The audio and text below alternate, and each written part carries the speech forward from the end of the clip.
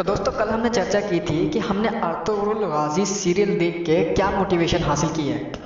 हमने उस सीरियल में देखा है कि अर्तुगरुल गाजी रहमतुल्लाह ताला अलैहिम इतनी मुसीबतों के बावजूद भी अपनी ज़िंदगी को सर्वाइव करते हैं, लड़ते हैं अपनी ज़िंदगी के लिए, और ना ही सिर्फ अपनी ज़िंदगी के लिए, अपने कबीले की ज़िंदगी के लिए, और सबसे बड़ी बात अपने इस्लाम के लिए, अपने इस्लाम के उरूज के खातिर। अपने आप को जब इंसान डिटरमाइंड कर लेता है ना कि मुझे ये काम करना है, मुझे अपने इस्लाम के लिए जीना है और मरना है, तो अल्लाह ताला की कुव्वतें भी उसके साथ हो जाती हैं, अल्लाह ताला उसकी मदद करता है। लेकिन जब इंसान सिर्फ अपने बारे में सोचता है कि मैं बचा रहूं, मुझे कुछ ना हो, तो अल्लाह ताला उसका साथ छोड़ देता है, अल्लाह की मदद उसके लिए नहीं होती। ये बात तो हम सभी जानते हैं, हमने अर्तुगरुल देखा है, देख रहे हैं, लेकिन हम ये मोटिवेशन अब भी हासिल नहीं कर रहे हैं कि हमें हकीकत में क्या करना चाहिए, क्या सीख दे रहा हूँ। थोड़ा ब्रीफली समझाने के लिए मैं आपको एक बात बताना चाहूँगा। आज से लगभग 3 साल पहले 2017 और 18 के बीच में बर्मा, म्यांमार एक देश है जहाँ पे बुद्धिस्टों का राज है। वहाँ रोहिंग्या मुसलमानों की तादाद लगभग 8 लाख के करीब है। वो भी मुसलमान हैं, बेशक रोहिंग्या कहा जाता है उन्हें। पता है दोस्तों, ये बात किसी से नहीं छुपी है। 2017 में जब उनका कत्लेआम हुआ था तो लगभग एक रिपोर्ट के मुताबिक वहाँ पर 24,000 के करीब मुसलमानों को वहाँ की सरकार और वहाँ के बुद्धिस्टों और वहाँ की जो सोल्जर है, जो आर्मी है, उनके द्वारा उन्हें मार दिया गया था, जिंदा जला दिया गया था बच्चों को, और औरतों तक को कत्ल कर दिया गया था। और एक अमेरिकन न्यूज़ चैनल के रिपोर्ट के हिसाब से वहाँ पर लगभग 6 लाख के करीब, 6 लाख से थोड़े ज़्यादा लोगों को कत्ल कर दिया गया था, मुसलमानों को मार दिया गया था। ये मैं आपको किस लिए दिखा रहा हूँ दोस्तों, पता है? बिल्कुल सेम चीज़ यहाँ पर रिपीट होने जा रही है हमारे भारत, हमारे इंडिया में मुसलमानों के साथ। जो बर्मा में हुआ था वही यहाँ होने वाला है। आप ये बात नोट कर लें, लिख लें किसी डायरी में। अगर हम इसी तरह से गफलत में रहेंगे, और जो कि हम हैं, अर्तुगरुल गाजी देखने के बाद भी हमारी ये बात समझ में नहीं आई कि हमें क्या करना चाहिए, हमें किस राह पर अब चलना चाहिए, किसी को ये बात समझ में नहीं आई। आज भी हम अपनी गफलतों में डूबे हुए हैं। मैं क्यों ऐसा कह रहा हूँ, क्यों हमारे साथ इंडिया में ऐसा होने वाला है? ये बात तो किसी से नहीं छुपी है, सबको ये बात पता है कि जब से ये बीजेपी गवर्नमेंट इस हमारी इंडिया में रूलिंग करने लगी है, राज करने लगी है 2014 से, तब से ही मुसलमानों के साथ डिस्क्रिमिनेशन होना शुरू हो गया है। कभी राम के नाम पर, कभी गाय के नाम पर, तो कभी आतंकवाद के नाम पर मुसलमानों को एक एक करके टारगेट करके मारा जाता है। और जो मुसलमान ताकतवर हैं, पैसों से या ताकत से या एजुकेशन से, उनको किसी ना किसी बात में फंसाकर NSA लगा दी जाती है। और बाकी के जो मुसलमान हैं वो तो अपनी गफलतों में डूबे ही हुए हैं, जिनको कोई खबर ही नहीं है।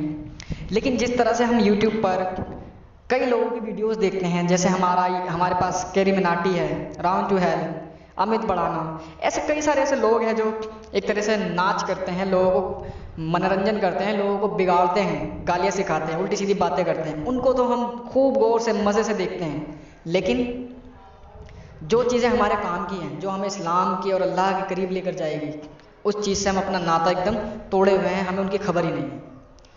तो दोस्तों उसी तरह से मैं आपको दिखाने जा रहा हूँ, हमारे पास बहुत सारे YouTube चैनल हैं जो ये सारी चीज़ें दिखाते हैं, लेकिन जितनी ज़्यादा हो उतना ज़्यादा अच्छा है। इसी तरह से मैं भी आपको दिखाने जा रहा हूँ। एक जेनोसाइड नाम की एक वेबसाइट है, एक संस्था है जो माइनॉरिटीज़ के खिलाफ होने वाली साजिशों पर और जो उनके साथ प्रताड़िता होती है उन पर नज़र रखती है, उनकी रिपोर्ट निकाल कर देती है। जेनोसाइड नाम की एक वेबसाइट है। एक हमारे पास ये वेबसाइट है जो आप अपनी स्क्रीन पर देख रहे हैं। इस तरह की हमारे पास कई सारी वेबसाइट है जो बताती हैं कि माइनॉरिटीज़ के साथ किस देश में क्या व्यवहार हो रहा है। इन दोनों ही वेबसाइट ने और इनके अलावा भी कई सारी संस्थाओं ने ये रिपोर्ट जारी की है कि जब से बीजेपी गवर्नमेंट इंडिया में आई है तब से मुसलमानों के साथ डिस्क्रिमिनेशन हो रहा है, उन्हें मारा जा रहा है, उनके खिलाफ साजिशें हो रही हैं। NRC का मुद्दा ले लीजिए।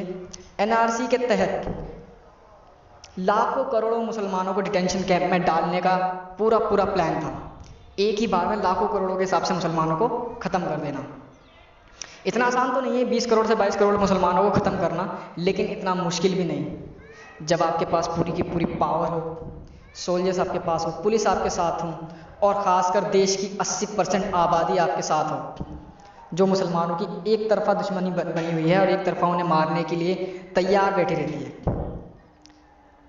ये बात तो आप जानते होंगे ना दोस्तों। कितने लोग हमारे मुसलमान भाइयों के बेगुनाह लोग जिनको मार दिया गया है।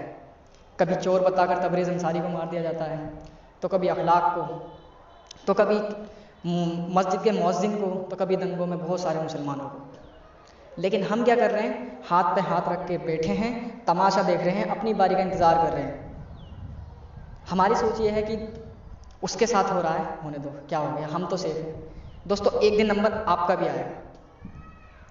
अर्तुगरुल गाज़ी से ही आप ले सकते हैं, ये एक इंस्पिरेशन वाली बात है कि जब अर्तुगरुल गाज़ी रहमतुल्लाह ताला अलैह को दिख गया कि अगर हम अपना मुंह छुपा लेंगे तो अल्लाह ताला ने जो हमें मिशन दिया है, तो उस मिशन से अल्लाह ताला हमें बर्खास्त कर देगा और हमें सफ़े हस्ती से मिटा देगा।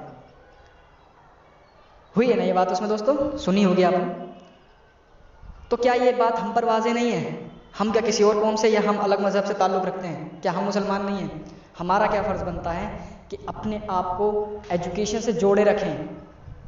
जो लोग इस मामले में घुसे हुए हैं, मुसलमानों की तरफदारी करते हैं, पैरवी करते हैं, मुसलमानों के लिए जीते हैं, उन लोगों को सपोर्ट करें।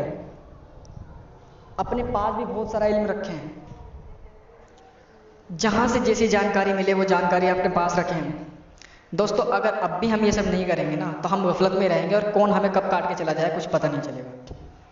पूरी की पूरी साजिशें तैयार है सरकार के द्वारा और इस देश के अंधभक्तों के द्वारा, जो देश के कट्टर हिंदू है, कट्टर सोच वाले लोग हैं।